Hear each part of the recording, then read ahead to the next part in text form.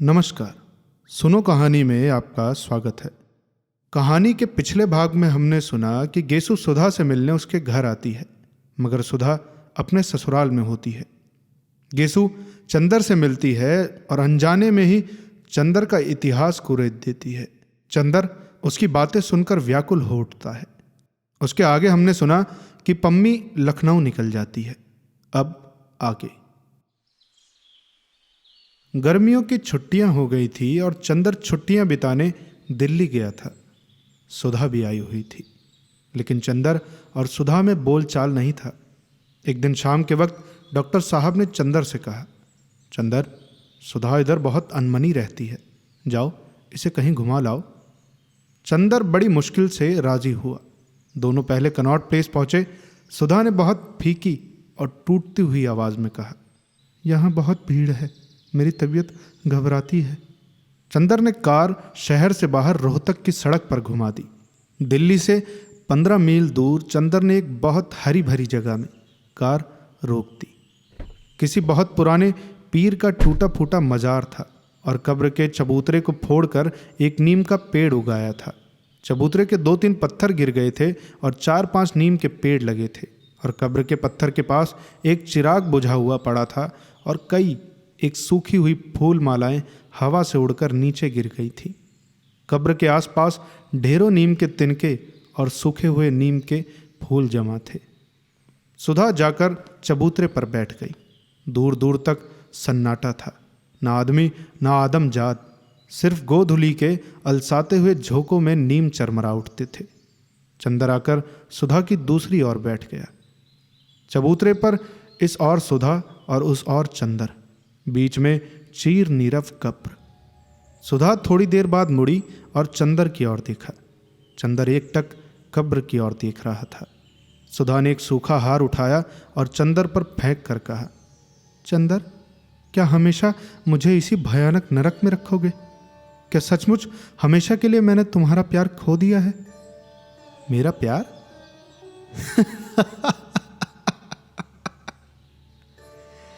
मेरा प्यार? अच्छी याद दिलाई तुमने। मैं आज प्यार में विश्वास नहीं करता, या ये कहूं कि प्यार के उस रूप में विश्वास नहीं करता। फिर क्या? उस समय मेरे मन में प्यार का मतलब था त्याग, कल्पना, आदर्श। आज मैं समझ चुका हूं कि यह सब झूठी बातें हैं, खोखले सपने हैं। तब आज मैं विश्वास करता हूं कि प्यार के माने सिर्फ एक हैं, शरीर का संबंध। कम से कम औरत के लिए तो वही है। औरत बड़ी बातें करेंगी, आत्मा, पुनर्जन्म, परलोक का मिलन, लेकिन उसकी सिद्धि सिर्फ शरीर में है और वह अपने प्यार की मंजिलें पार कर पुरुष को अंत में एक ही चीज देती है, अपना शरीर। मैं तो अब यही विश्वास करता हूं सुधा, कि वही औरत मुझे प्यार करती है जो मुझे शरीर दे सकती है। बस, इसके अलावा प्यार का कोई रूप अब मेरे भाग्य में नहीं। चंदर की आंख में कुछ धधक रहा था। सुधा उठी और चंदर के पास खड़ी हो गई। चंदर, तुम भी एक दिन ऐसे हो जाओगे, इसकी मुझे कभी उम्मीद नहीं थी। काश कि तुम समझ पाते कि। सुधा ने बहुत दर्द भरे स्वर में कहा, स्नेह है? चंदर ठठा कर हंस पड़ा और उसने सुधा की ओर मुड़कर कहा, और अगर मैं उस स्नेह का प्रमाण मांगू तो? दांत पीसकर चंदर बोला, अगर तुमसे तुम्हारा शरीर मांगू तो? चंदर! सुधा चीख कर पीछे हट गई। चंदर उठा और पागलों की तरह उसने सुधा को पकड़ लिया। यहां कोई नहीं है सिवा इस कब्र के। तुम क्या कर सकती हो? बहुत दिन से मन में एक आग सुलग रही है। आज तुम्हें बर्बाद कर दूं तो मन की नरकीय वेदना बुझ जाए। बोलो। उसने अपनी आंख की पिघली हुई आग सुधा की आंखों में भरकर कहा। सुधा क्षण भर के लिए सहमी पथराई दृष्टि से चंदर की ओर देखती रही, फिर सहसा शिथिल पड़ गई और बोली, चंदर, मैं किसी की पत्नी हूं। ये जन्म उनका है, ये मांग का सिंदूर उनका है, ये शरीर का श्रृंगार उनका है। मुझे गला घोट कर मार डालो, मैंने तुम्हें बहुत तकलीफ दी है, लेकिन चंदर हंसा और सुधा को छोड़ दिया। मैं तुम्हें स्नेह करती हूं, लेकिन यह जन्म उनका है, यह शरीर उनका है। हा हा हा, क्या अंदाज है प्रवंचना के। जाओ सुधा, मैं तुमसे मजाक कर रहा था। तुम्हारे इस जूठे तन में रखा ही क्या है। सुधा अलग हटकर खड़ी हो गई। उसकी आंखों से चिंगारियां झरने लगी। चंदर, तुम जानवर हो गए। मैं आज कितनी शर्मिंदा हूं, इसमें मेरा कसूर है। चंदर, मैं अपने को दंड दूंगी। चंदर, मैं मर जाऊंगी, लेकिन तुम्हें इंसान बनना पड़ेगा। चंदर। और सुधा ने अपना सिर एक टूटे हुए खंबे पर पटक दिया।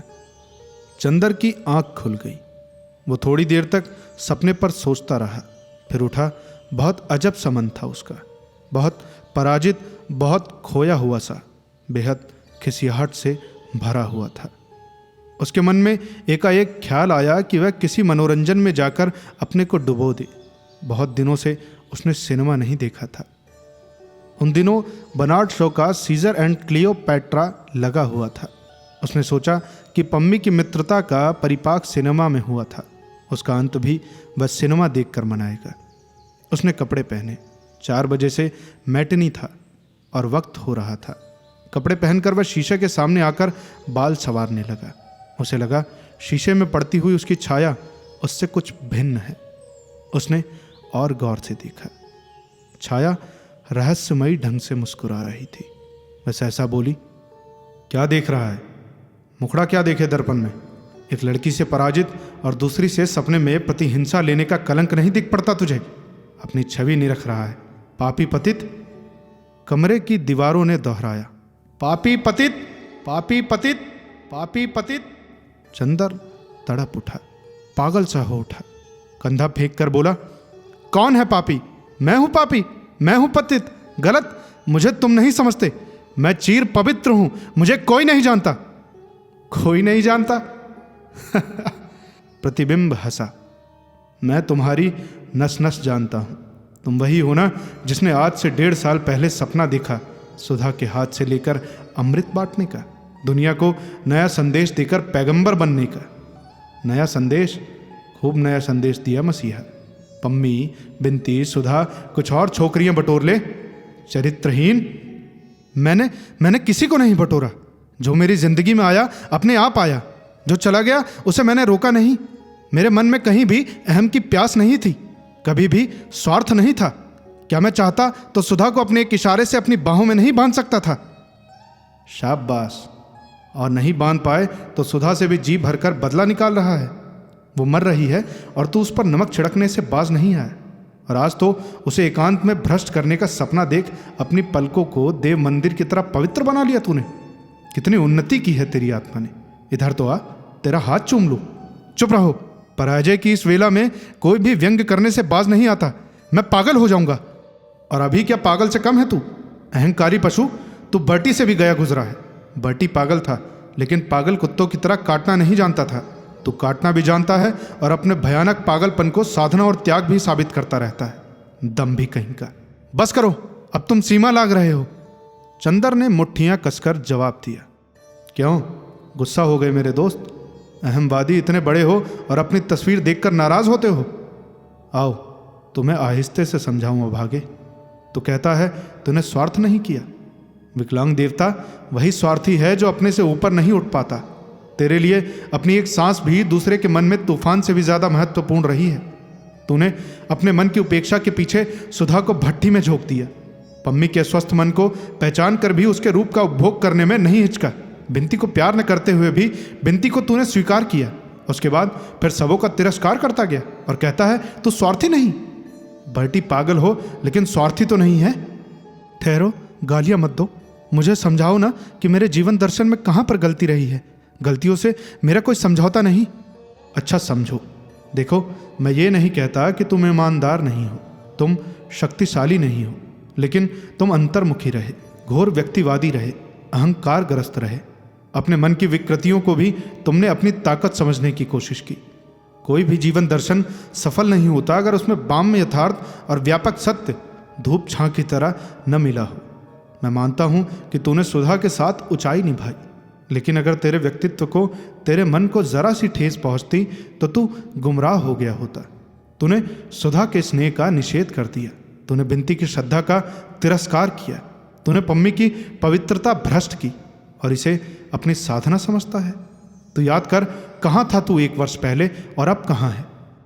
चंदर ने बड़ी कातरता से प्रतिबिंब की ओर देखा और बोला, मैं जानता हूं मैं गुमराह हूं, लेकिन बेईमान नहीं। तुम मुझे क्यों धिक्कार रहे हो? तुम कोई रास्ता बता दो ना, एक बार उसे भी आजमा लूं। रास्ता बताऊं? जो रास्ता तुमने एक बार बनाया था उसी पर तुम मजबूत रह पाए, फिर क्या एक के बाद दूसरे रास्ते पर चहलकदमी करना चाहते हो? देखो कपूर, ध्यान से सुनो। तुमसे शायद किसी ने कभी कहा था, शायद बर्टी ने कहा था कि आदमी तभी तक बड़ा रहता है जब तक वह निषेध करता चलता है। पता नहीं किस मानसिक आवेश में वह एक के बाद दूसरे तत्व का विध्वंस और विनाश करता चलता है, हर चट्टान को उखाड़कर फेंकता रहता है। और तुमने यही जीवन दर्शन अपना लिया था, भूल से या अपने अनजाने में ही। तुम्हारी आत्मा में एक शक्ति थी, एक तूफान था, लेकिन यह लक्ष्य भ्रष्ट था। तुम्हारी जिंदगी में लहरें उठने लगी, लेकिन गहराई नहीं। और याद रखो चंदर, सत्य उसे मिलता है जिसकी आत्मा शांत और गहरी होती है, समुद्र की गहराई की तरह, समुद्र की ऊपरी सतह की तरह जो विक्षुब्ध और तूफानी होती है। उसके अंतर्द्वंद में चाहे कितनी गरज हो, लेकिन सत्य की शांत अमृतमयी आवाज नहीं होती। लेकिन वह गहराई मुझे मिली नहीं। बताता हूं, घबराते क्यों हो? देखो, तुम में बहुत बड़ा अधैर्य रहा है, शक्ति रही, पर धैर्य और दृढ़ता बिल्कुल नहीं। तुम गंभीर समुद्र तल न बनकर एक सशक्त लेकिन अशांत लहर बन गए, जो हर किनारे से टकराकर उसे तोड़ने के लिए व्यग्र हो उठी। तुम में ठहराव नहीं था, साधना नहीं थी। जानते हो क्यों? तुम्हें जहां से जरा भी तकलीफ मिली, अवरोध मिला, वहीं से तुमने अपना हाथ खींच लिया, वहीं तुम भाग खड़े हुए। तुमने हमेशा उसका निषेध किया। पहले तुमने समाज का निषेध किया, व्यक्ति को साधना का केंद्र बनाया, फिर व्यक्ति का भी निषेध किया। अपने विचारों में अंतर्मुखी भावनाओं में डूब गए, कर्म का निषेध किया। फिर तो कर्म में ऐसी भागदौड़, ऐसी विमुखता शुरू हुई कि बस न मानवता का प्यार जीवन में प्रतिफलित कर सका, न सुधा का। पम्मी हो या बिनती, हर एक से तू निष्क्रिय खिलौने की तरह खेलता गया। काश कि तूने समाज के लिए कुछ किया होता, सुधा के लिए कुछ किया होता, लेकिन तू कुछ न कर पाया। जिसने तुझे जिधर चाहा उधर उत्प्रेरित कर दिया, और तू अंधे और इच्छा विहीन परतंत्र अंधड़ की तरह उधर ही हूं हूं करता हुआ दौड़ गया। माना मैंने कि समाज के आधार पर बने जीवन दर्शन में कुछ कमियां हैं, लेकिन अशंता ही उसे स्वीकार कर कुछ काम करता। माना कि सुधा के प्यार से तुझे तकलीफ हुई, पर उसकी महत्ता के आधार पर तू कुछ निर्माण कर ले जाता, लेकिन तू तो जरा से अवरोध के बहाने संपूर्ण का निषेध करता गया। तेरा जीवन निषेधों की निष्क्रियता की मानसिक प्रतिक्रियाओं का श्रृंखला रहा है। अभागे, तूने हमेशा जिंदगी का निषेध किया है। दुनिया को स्वीकार करता, यथार्थ को स्वीकार करता, जिंदगी को स्वीकार करता, और उसके आधार पर अपने मन को, अपने मन के प्यार को, अपने जीवन को संतुलित करता, आगे बढ़ता। लेकिन तूने अपनी मन की गंगा को व्यक्ति की छोटी सी सीमा में बांध लिया, उसे एक पोखरा बना दिया। पानी सड़ गया, उसमें गंध आने लगी। सुधा के प्यार की सीपी, जिसमें सत्य और सफलता का मोती बन सकता था, वह मर गई, और रुके हुए पानी में विकृति और वासना के कीड़े कुल बुलाने लगे। शाबाश, क्या अमृत पाया है तूने, धन्य है अमृत पुत्र। बस करो, मैं यह व्यंग्य नहीं सह सकता, मैं क्या करता? कैसी लाचारी का स्वर है। छी, असफल पैगंबर, साधना यथार्थ को स्वीकार करके चलती है, उसका निषेध करके नहीं। हमारे यहाँ ईश्वर को कहा गया है नेति नेति। इसका मतलब यह नहीं कि ईश्वर परम निषेध स्वरूप है। गलत नेति में ना तो केवल एक वर्ण है, इति 2 वर्ण है। एक निषेध तो कम से कम 2 स्वीकृतियां। इसी अनुपात में कल्पना और यथार्थ का समन्वय क्यों नहीं किया तूने? मैं समझ नहीं पाता, यह दर्शन मेरे समझ में नहीं आता। देखो, घबराओ मत, इसको ऐसे समझो। कैलाश ने अगर नारी के व्यक्तित्व को नहीं समझा, सुधा की पवित्रता को तिरस्कृत किया, लेकिन उसने समाज के लिए कुछ तो किया। गेसु ने अपने विवाह का निषेध किया, लेकिन अख्तर के प्रति अपने प्यार का निषेध तो नहीं किया। अपने व्यक्तित्व का निर्माण किया, अपने चरित्र का निर्माण किया। यानी गेसु, एक लड़की जिससे तुम हार गए। छी, लेकिन मैं कितना थक गया था, ये तो सोचो। मन को कितनी ऊंची नीची घाटियों से, मौत से भी भयानक रास्तों से गुजरने में, और कोई होता तो मर गया होता। मैं जिंदा तो हूं। वाह, क्या जिंदगी है। तो क्या करूं? यह रास्ता छोड़ दूं, यह व्यक्तित्व तोड़ डालूं? फिर वही निषेध और विध्वंस की बातें। छी, देखो, चलने को तो गाड़ी का बैल भी रास्ते पर चलता है, लेकिन सैकड़ों मील चलने के बाद भी वह गाड़ी का बैल ही बना रहता है। क्या तुम गाड़ी के बैल बनना चाहते हो? नहीं कपूर, आदमी जिंदगी का सफर तय करता है।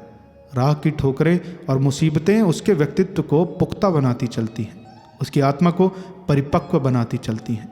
क्या तुम में परिपक्वता आई? नहीं। मैं जानता हूं तुम अब मेरा भी निषेध करना चाहते हो। तुम मेरी आवाज को चुप करना चाहते हो। आत्म प्रवंचना तो तेरा पेशा हो गया है। कितना खतरनाक है तू अब। तू मेरा भी तिरस्कार करना चाहता है। और छाया धीरे धीरे वह एक बिंदु बनकर अदृश्य हो गई। चंदर चुपचाप शीशे के सामने खड़ा रहा। उसके बाद वो सिनेमा नहीं गया। चंदर सहसा बहुत शांत हो गया, एक ऐसे भोले बच्चे की तरह जिसने अपराध कम किया लेकिन जिससे नुकसान ज्यादा हो गया था और जिस पर डांट बहुत पड़ी थी। अपने अपराध की चेतना से वह बोल भी नहीं पाता था। अपना सारा दुख अपने ऊपर उतार लेना चाहता था। वहाँ एक ऐसा सन्नाटा था जो न किसी को आने के लिए आमंत्रित कर सकता था, न किसी को जाने से रोक सकता था। वो एक ऐसा मैदान था जिस पर कि सारी पगडंडियां तक मिट गई हों। एक ऐसी डाल थी जिस पर के सारे फूल झड़ गए हों, सारे घोंसले उजड़ गए हों। मन में उसके असीम कुंठा और वेदना थी।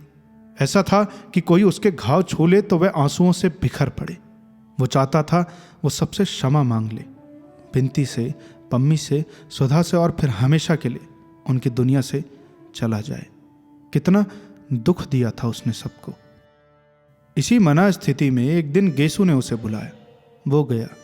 गेसू की अम्मी जान तो सामने आई, पर गेसू ने पर्दे में से ही बात की। गेसू ने बताया कि सुधा का खत आया है कि वह जल्दी ही आएगी गेसू से मिलने। गेसू को बहुत ताज्जुब हुआ कि चंदर के पास कोई खबर क्यों नहीं आई। चंदर जब घर पहुंचा तो कैलाश का एक खत मिला। प्रिय चंदर, बहुत दिन से तुम्हारा कोई खत नहीं आया, न मेरे पास न इनके पास। क्या नाराज हो हम दोनों से? अच्छा तो लो, तुम्हें एक खुशखबरी सुना दूं। मैं सांस्कृतिक मिशन में शायद ऑस्ट्रेलिया जाऊं। डॉक्टर साहब ने कोशिश कर दी है। आधा रुपया मेरा, आधा सरकार का। तुम्हें भला क्या फुर्सत मिलेगी यहाँ आने की। मैं इन्हीं को लेकर 2 रोज के लिए आऊँगा। इनकी कोई मुसलमान सखी है वहाँ, उससे मिलना चाहती है। हमारी खातिर का इंतज़ाम रखना। मैं 11 मई को सुबह की गाड़ी से पहुँचूँगा। तुम्हारा कैलाश। सुधा के आने के पहले चंदर ने घर की ओर नजर दौड़ाई। सिवा ड्राइंग रूम और लॉन के सचमुच बाकी घर इतना गंदा पड़ा था कि गेसू सच ही कह रही थी कि जैसे घर में प्रेत रहते हों। आदमी चाहे जितनी सफाई पसंद और सुरुचिपूर्ण क्यों ना हो, लेकिन औरत के हाथ में जाने क्या जादू है कि वह घर को छूकर ही चमका देती है। औरत के बिना घर की व्यवस्था संभल नहीं सकती। सुधा और बिनती कोई भी नहीं थी और 3 ही महीने में बंगले का रूप बिगड़ गया था। उसने सारा बंगला साफ कराया। हालांकि 2 ही दिन के लिए सुधा और कैलाश आ रहे थे, लेकिन उसने इस तरह बंगले की सफाई कराई जैसे कोई नया समारोह हो। सुधा का कमरा बहुत सजा दिया था और सुधा की छत पर 2 पलंग डलवा दिए थे। लेकिन इन सब इंतजामों के पीछे उतनी ही निष्क्रिय भावहीनता थी जैसे कि वह एक होटल का मैनेजर हो और 2 आगंतुकों का इंतजाम करा रहा हो बस।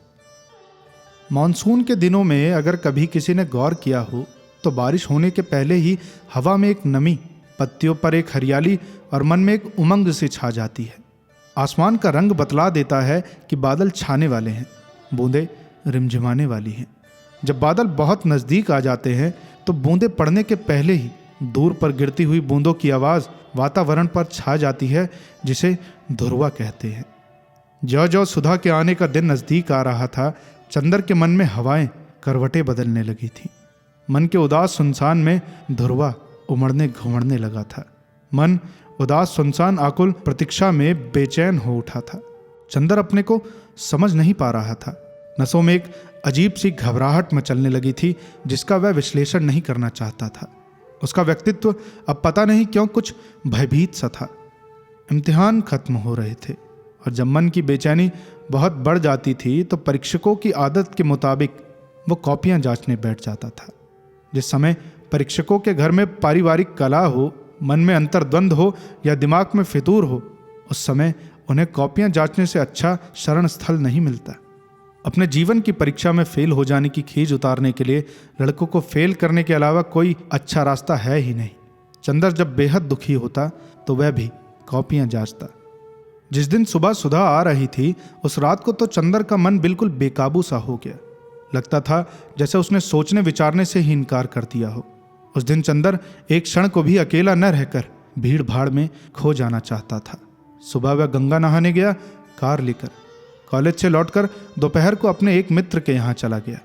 लौटकर आया तो नहाकर एक किताब की दुकान पर चला गया और शाम होने तक वहीं खड़ा खड़ा किताबें उलटता और खरीदता रहा।